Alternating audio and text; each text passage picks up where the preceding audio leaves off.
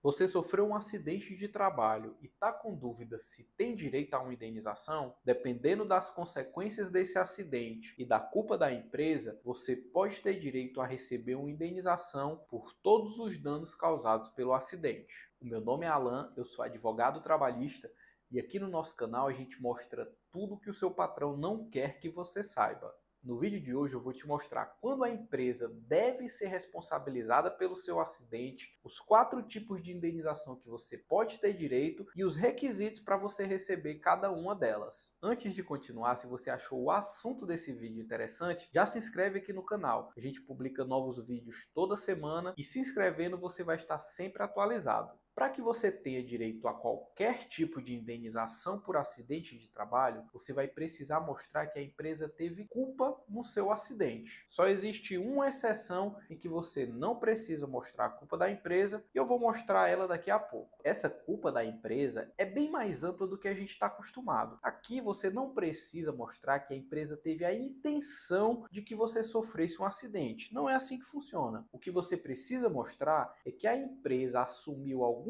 tipo de risco que pudesse levar ao acidente. Por exemplo, se a empresa não fornecia EPI ou não realizava treinamentos de segurança, ela estava assumindo o risco de que você pudesse sofrer um acidente pela falta de uso de EPI e pela falta de treinamentos. O que você vai precisar mostrar é que se a empresa fizesse ou deixasse de fazer alguma coisa, provavelmente o acidente não aconteceria. A pergunta que você deve se fazer é a seguinte: se a empresa tivesse agido da melhor forma possível, adotado todas as medidas de segurança possíveis, ainda assim o acidente aconteceria? Se a resposta for sim, então provavelmente a empresa não teve culpa no seu acidente. Pensa aqui nesse exemplo comigo. Imagina que o João trabalha como jardineiro em um grande condomínio. Dentre as atividades do João está a poda de árvores de até 7 metros de altura. E para fazer essa poda, o João não recebe nenhum tipo de equipamento de proteção. Imagina que o João, em um belo dia, se distraiu enquanto realizava a poda de uma dessas árvores e caiu. Será que a culpa do acidente foi do João que se distraiu ou da empresa que não forneceu um equipamento de proteção adequado? Nesse caso, a culpa vai ser da empresa, porque se a empresa tivesse fornecido ali um cinto talabarte, uma forma de evitar a queda, o João não teria se acidentado. Na verdade, ele até se acidentaria, mas o acidente não levaria à queda do João. Um outro exemplo bem comum é aquele em que você recebe todos os equipamentos de proteção, mas a empresa está ali sempre te forçando até o limite. Você faz muitas horas extras, está sempre em sobrecarga de trabalho. Nesse caso, se você sofre um acidente por exaustão, você se distrai em um momento no trabalho e aquilo ali gera um acidente, a culpa desse acidente é da empresa. Por quê? Porque ela foi irresponsável ao ponto de exigir que você trabalhasse a exaustão, que você trabalhasse muito, tivesse uma sobrecarga de trabalho. Esses aqui são apenas exemplos. É interessante que você analise, caso a caso, se existiu ou não a culpa da empresa. E aí eu tenho uma notícia boa para algumas pessoas. Existe uma exceção em que você não precisa mostrar que a empresa teve culpa no seu acidente. Essa exceção se aplica às pessoas que trabalham em risco de sofrerem acidente. Por exemplo, as técnicas de enfermagem e enfermeiras estão em constante risco de sofrerem acidentes com agulhas, de serem perfuradas por uma agulha. Se uma enfermeira, por um acaso, sofre uma perfuração com agulha e aquilo ali causa algum tipo de doença, esse acidente, apesar de não ter uma culpa direta da empresa, gera a responsabilidade do empregador. A empresa tem que responder pelos danos causados àquela enfermeira. Então ela terá direito a uma indenização por danos morais, indenização por danos materiais. A mesma situação acontece com os carteiros. Eles estão em constante exposição a risco de violência física. Isso porque ao trabalhar de maneira externa, a qualquer momento eles podem ser assaltados. E vamos supor que um carteiro, durante o trabalho, seja assaltado e sofra algum tipo de violência física. Isso daí é considerado como um tipo de acidente de trabalho trabalho e ele tem que ser indenizado por todos os danos que sofreu. Então, sempre que você trabalhar numa situação de extremo risco de acontecer um acidente de trabalho, você não precisa mostrar que a empresa teve culpa para que você seja indenizado. Agora que você já sabe quando a empresa pode ser responsável pelo seu acidente, eu vou te mostrar 4 tipos de indenização que você pode ter direito. E sim, eu já te adianto que você pode acumular essas 4 indenizações. Você pode receber todas elas dependendo do seu caso. Isso acontece porque a lei estabelece que você tem que ser indenizado por todos os danos causados.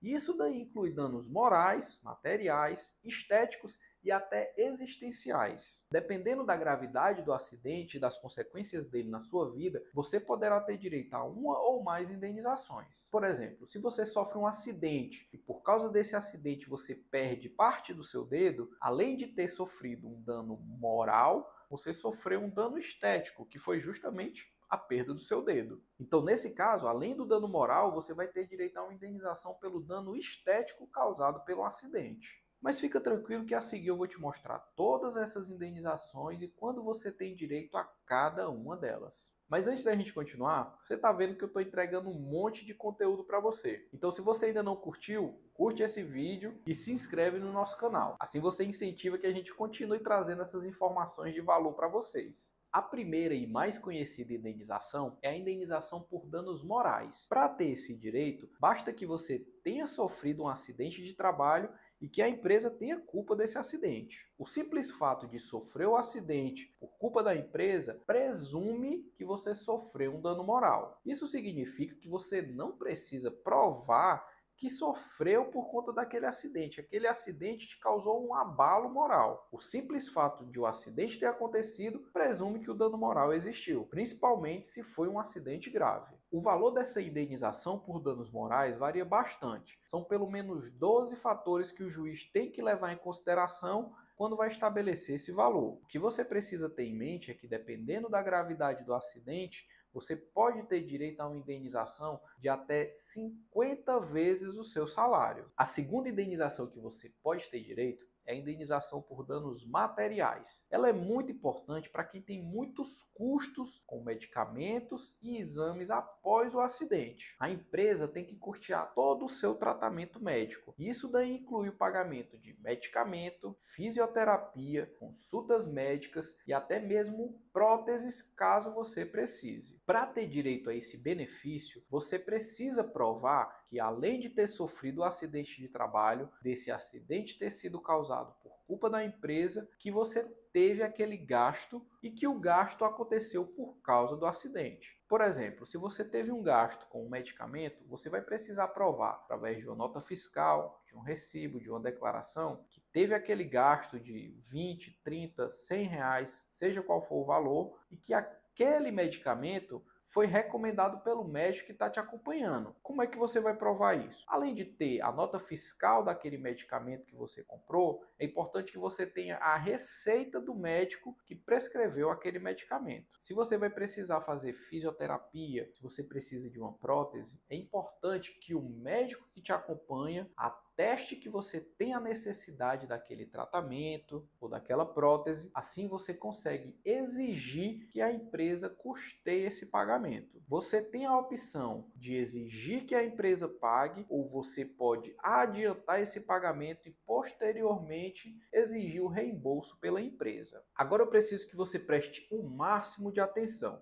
porque essa indenização que eu vou falar agora é a que costuma ter o maior valor na Justiça do Trabalho. Existe um outro tipo de dano material que pode ser causado por um acidente de trabalho. Esse dano material acontece quando você sofre um acidente que gera uma sequela definitiva. E essa sequela definitiva gera uma perda funcional, uma perda da sua capacidade de trabalho. Por exemplo, se você sofre um acidente e perde parte do seu dedo ou todo o seu dedo, isso daí provavelmente vai gerar uma perda da sua capacidade de trabalho. E essa perda de capacidade deve gerar os chamados lucros cessantes. Para ter direito a esse benefício, você precisa preencher 3 requisitos: ter sofrido o acidente ser culpa da empresa e esse acidente ter causado uma perda de capacidade permanente. Não importa se a perda foi de 100% ou de 10%. Qualquer perda permanente tem que ser indenizada pela empresa. Imagina que antes do acidente você tinha 100% da sua capacidade de trabalho. Por causa do acidente você perdeu o seu polegar e isso daí gerou uma perda de